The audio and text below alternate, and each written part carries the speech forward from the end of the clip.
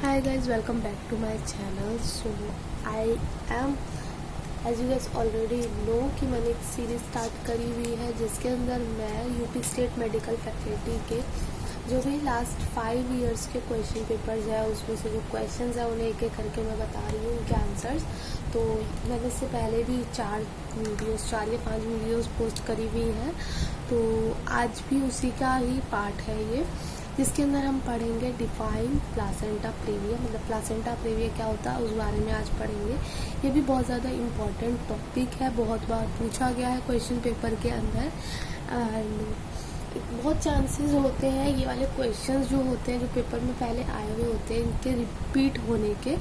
तो अगर आप लोगों में से कोई है जिसने पूरे साल पढ़ाई नहीं करी है या आप बस रिवीजन के लिए पढ़ना चाहते हैं तो you can watch this video and I hope आपको ये हेल्पफुल रहेगा। So let's start. सबसे पहले हम पढ़ेंगे प्लासेंटा प्रेविया क्या होता है। इसकी डेफिनेशन है the placenta is implanted partially or completed over the low uterine segment over or adjustment to the internal OS, it is called placenta previa। मतलब कि जो प्लासेंटा है वो इम्प्लांट हो गया है, ठीक है। प्लासेंटा जो होता है बेसिकली वो यूट्राइन वॉल जो होता है ना उससे अटैच्ड होता है, ठीक है, पूरा टाइम। लेकिन at the time of pregnancy क्या होता है वो हटने लगता है, वॉल से डिटैच हो जाता है, इम्प्लांट हो जाता है प्लासेंटा। तो अगर जो प्लासेंटा है वो इम्प्लांटेड हो गया है पार्शली या तो कंप्लीटेड थोड़ा सा या पूरा ओवर द यूट्राइन सेगमेंट पे और इंटरनल ओएस के मतलब इंटरनल ओएस हमारा होता है, ठीक है, उसके ऊपर आने लगा है तो it is called placenta praevia, ठीक है। आई होप ये आपको समझ आया होगा। नेक्स्ट है इसके अंदर, इसको थोड़ा और डिटेल में पढ़ लेते हैं। इन प्लासेंटा प्रेविया, अगर पहले डेफिनेशन से आपको समझ नहीं आया कि क्या होता है तो इन प्लासेंटा प्रेविया जो प्लासेंटा होता है वो इम्प्लांटेड होता है, ठीक है, हट चुका होता है और लोअर यूट्राइन सेगमेंट होता है सच दैट इज कम्प्लीटली और पार्शियली कवर द सर्विक्स और is close enough to cervix to causing bleeding when the cervix dilate और the lower uterine segment effaces, ठीक है। तो जो प्लासेंटा प्रेविया होता है इसके अंदर क्या होता है, हमारा जो प्लासेंटा होता है वो इम्प्लांटेड हो गया होता है और लोअर यूट्राइन सेगमेंट पे पार्शियली या तो कंप्लीटेड आ गया होता है, कवर कर दिया होता है इसने सर्विक्स को, ठीक है। एंड इज क्लोज इनफ, मतलब बहुत माइनर सा ही फर्क होएगा, या तो ये पूरा ही ढक दिया होगा enough to close the cervix, ठीक है। और इसका कॉज क्या होता है, टू कॉज, इससे क्या होगा अगर प्लासेंटा हट गया है, इम्प्लांट हो गया है तो उससे ब्लीडिंग होगी तो क्या होगा, व्हेन द सर्विक्स डायलेटेड, जब सर्विक्स डायलेट होगा और यूट्राइन सेगमेंट इफेस करेगा, ठीक है। जब ये इफेस करता है और सर्विक्स डायलेट होता है तब प्लासेंटा प्रेविया होता है, ठीक है। नेक्स्ट इसके टाइप्स क्या क्या होते हैं, तो 4 टाइप्स के होते हैं प्लासेंटा प्रेविया। डिपेंडिंग होता है ऑन द कंडीशन कि किस एक्सटेंड पे आपका प्लासेंटा जो है वो प्रेविया हुआ है, प्लासेंटा जो है इम्प्लांट हुआ है। तो फर्स्ट होता है टाइप 1 लोअर लाइन, ठीक है। तो मैंने यहाँ पे फोटो बनाई हुई है, डायग्राम बनाया हुआ है, तो ये है हमारा टाइप 1। इसके अंदर क्या हुआ है, यहाँ पे हल्का सा ही जो प्लांट जो हुआ है प्लासेंटा वो इम्प्लांट हुआ है। तो आप यहाँ पे देख सकते हो कि ब्लीडिंग का है, किसी भी इतनी ही ब्लीडिंग हुई है इसके अंदर, इतना ही ब्लड लॉस हुआ है। तो the major part of placenta is attach to the upper segment and only the lower margin anchors on to the lower segment but not to the os. मतलब कि जो प्लासेंटा है वो हटा है यहाँ की साइड से, ठीक है, लेकिन जो ऊपर का पार्ट है अपर सेगमेंट जो है उसका ऑलरेडी अटैच्ड है, जिसकी वजह से जो लोअर सेगमेंट है उसके ऊपर वो नहीं आया है, ठीक है। तो मतलब नहीं आया अभी इंटरनल ओएस के ऊपर। नेक्स्ट था टाइप 2 हमारा मार्जिन। तो इसके अंदर क्या है, the placenta reaches the margin of internal OS but does not cover, मतलब कि ये जो हमारा प्लासेंटा है वो पूरा हट गया है और इंटरनल ओएस को उसने मार्जिनली कवर कर लिया है, बट पूरा कवर नहीं किया है, जगह बची है, तो इसलिए इसने इतना ही सिर्फ ब्लीडिंग हुई है। ठीक है, नेक्स्ट है थर्ड हमारा, थर्ड है इनकम्प्लीट और पार्शियल सेंट्रल। तो इसके अंदर क्या है, जो प्लासेंटा है कवर कर लिया है उसने पूरी तरीके से इंटरनल ओएस को, ठीक है, और cover the initial OS when close but does not entirely do so when fully dilated. ठीक है, तो नेक्स्ट हमारा है टाइप 4। इसके अंदर क्या है, सेंट्रल और टोटल। तो प्लासेंटा है वो कम्प्लीटली कवर कर लिया उसने इंटरनल ओएस को, even after it is fully dilated, मतलब फुल्ली डायलेटेड है तब भी उसको उसने पूरा कवर कर लिया है। ठीक है, तो आप देख सकते हो फोर्थ के अंदर पूरा ब्लीडिंग, पूरा सर्कल हमने भर दिया है, थर्ड में बिल्कुल मार्जिन सा छोड़ा था ऐसे। आई होप कि आपको चारों टाइप समझ आए होंगे। नेक्स्ट हम पढ़ लेते हैं इसका मैनेजमेंट। तो if the patient not in labour, अगर तो पेशेंट लेबर में नहीं है और उसका प्लासेंटा प्रेविया हो गया तो क्या करना है हमें, look to the amount of bleeding. तो सबसे पहले ऑब्वियसली हम देखेंगे कि कितना ब्लीडिंग हो रहा है, कौन सा टाइप है, 1 2 3 4। ठीक है, फिर उसके बाद if the bleeding is severe, अगर तो ब्लीडिंग सीवियर है तो continue anti shock measure and do not immediate caesarean section. ठीक है, क्या करेंगे, इमीडिएटली सिजेरियन सेक्शन करेंगे और कंटिन्यू करेंगे एंटी शॉक मेजर्स।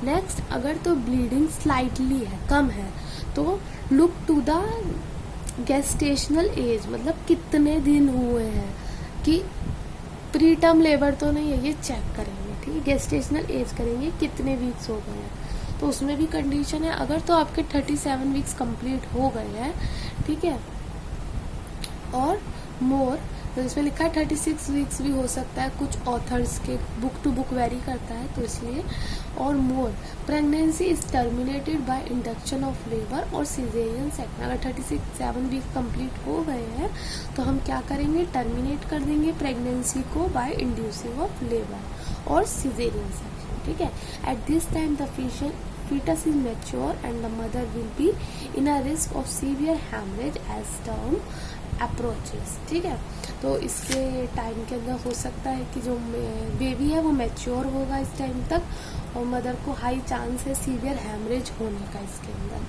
नेक्स्ट है, अगर तो 37 वीक्स नहीं हुए हैं तो क्या करना है, तो हम कंजर्वेटिव ट्रीटमेंट करेंगे in indication till the end of 37 weeks but not मोर।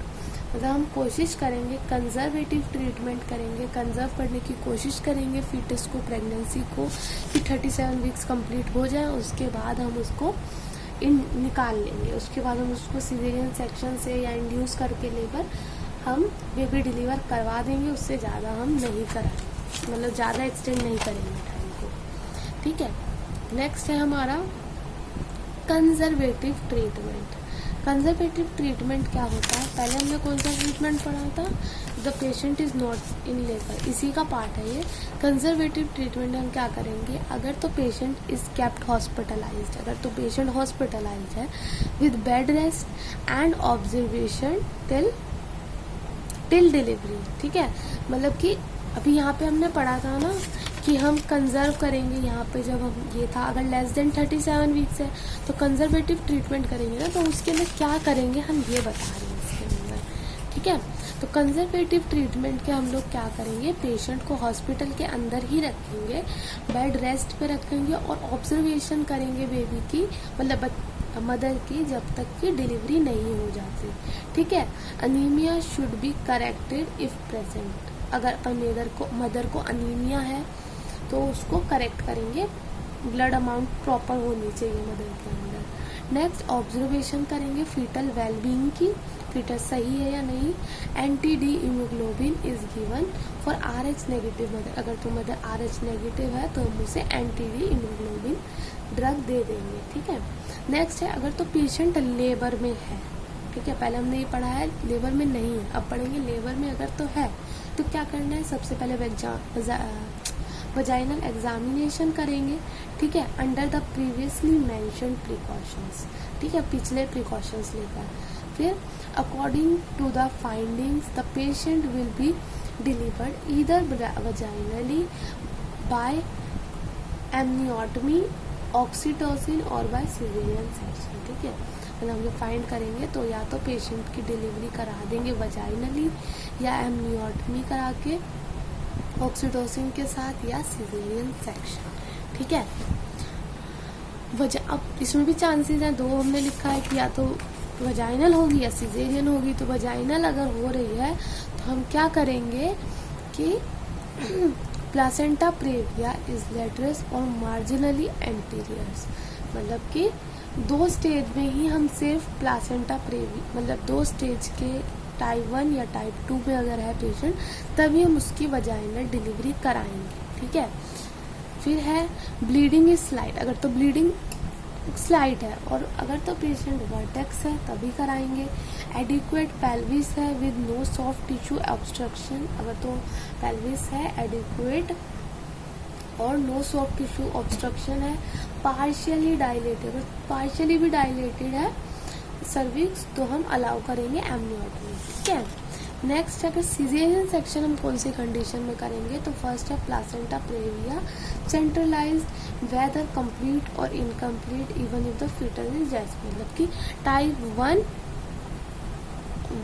और 2 में तो हम करेंगे वजाइनल डिलीवरी और टाइप 3 और 4 में हम करेंगे सिजेरियन सेक्शन। ठीक है, सेंट्रलाइज्ड है या तो कंप्लीट हो चुका है या फीटस डेड है अगर तो हम करेंगे उसका सिजेरियन सेक्शन।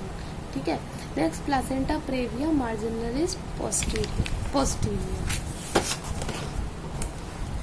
नेक्स्ट अगर तो सीवियर ब्लीडिंग हो रही है तो हम करेंगे प्रेजेंटेशन अदर देन वर्टेक्स है।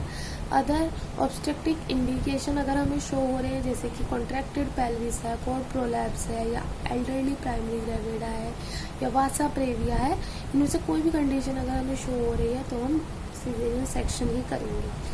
नोट क्या करना है इसके अंदर, all the upper segment caesarean section is sometimes advocated to be away from the placenta normally is preferable because it allows better control of, मतलब हम ये लोग क्यों करते हैं सिजेरियन सेक्शन उसका बताया हुआ है कि उससे क्या होता है, अलाउ करता है बेटर कंट्रोल ऑफ ब्लीडिंग। ठीक है, ज़्यादा ब्लीडिंग नहीं होती है फ्रॉम प्लासेंटल साइड। फिर it leaves a stronger scar that can withstand subsequent vaginal delivery। ठीक है, इससे एक strong scar that can, उसके बाद है if placenta previa was anteriorly implanted it is gently displaced lately to reach the foetal head, otherwise cut through it, मतलब कि अगर तो प्लासेंटा प्रेविया जो है वो एंटीरियरली इम्प्लांटेड है, अंदर में है, तो it is gently displaced laterally to reach the fetal head, otherwise cut through it. ठीक है, इतना ये प्रेफर्ड नहीं करते हैं वैसे ये चीज़। तो आई होप आप लोगों को ये क्लियर हुआ होगा। So thank you for watching, bye.